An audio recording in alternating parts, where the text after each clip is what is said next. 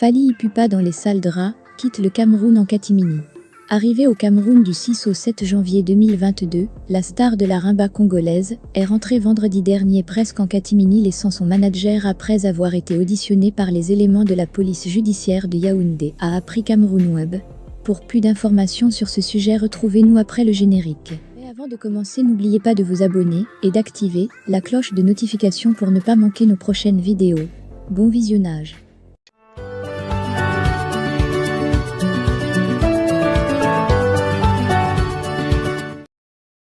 Une plainte a été déposée contre son manager Madina à la PJ de Yaoundé, et cela également Fally.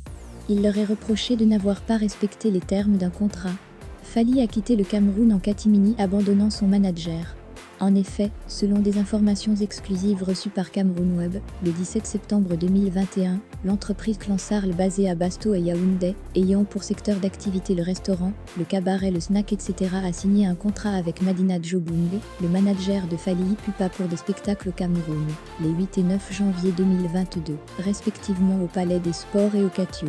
Madina conseille à l'organisateur de produire les tickets du concert du Palais des Sports en France, afin d'éviter toute possibilité de reproduction au niveau local, et qu'il se chargera de l'acheminement. Chose que Clan accepte.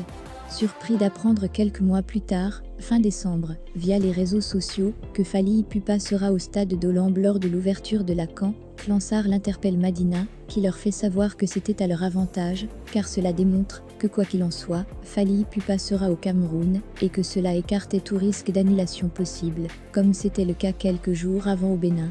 Auprès, plusieurs relances au sujet des tickets d'accès au concert du Palais des Sports. Le manager de l'auteur de Roi Manitou fera finalement comprendre à son partenaire que ça a été acheminé au Cameroun et qu'il pouvait mettre une quantité à sa disposition.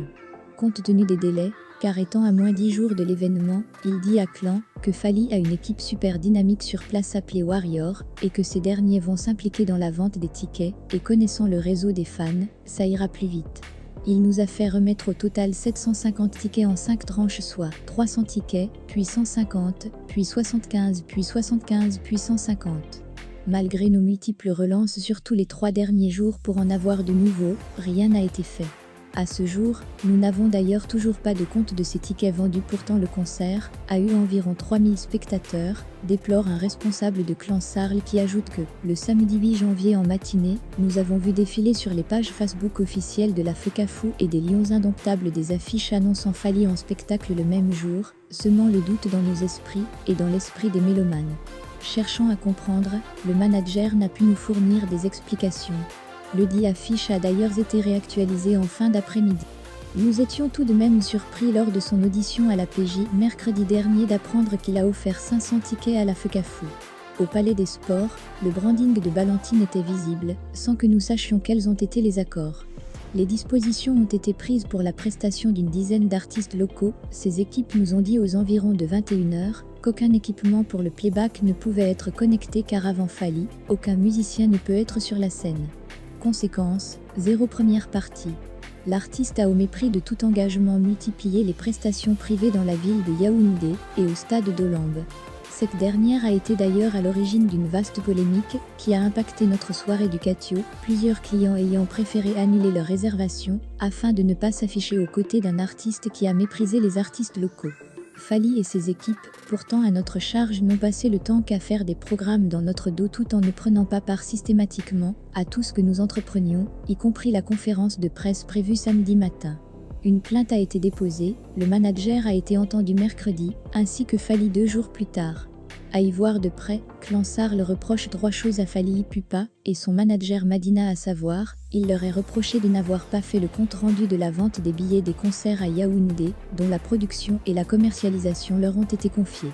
Il est également reproché à l'artiste d'avoir presté pour d'autres acteurs, alors qu'il est venu au Cameroun sous invitation et un contrat avec Clansarl. Son séjour et de celui de son équipe au Cameroun, soit 22 personnes, ont été entièrement pris en charge par Clansarl. Pour le spectacle du 8 janvier au Palais des Sports, Fally et son manager sont accusés d'avoir contacté des partenaires sans rendre compte à Clansarl, qui ne sait quels ont été les engagements financiers. Les motifs de la plainte qui a été déposée contre Madina, le manager de Fally Ipupa, sont guillemets abus de confiance, escroquerie, etc.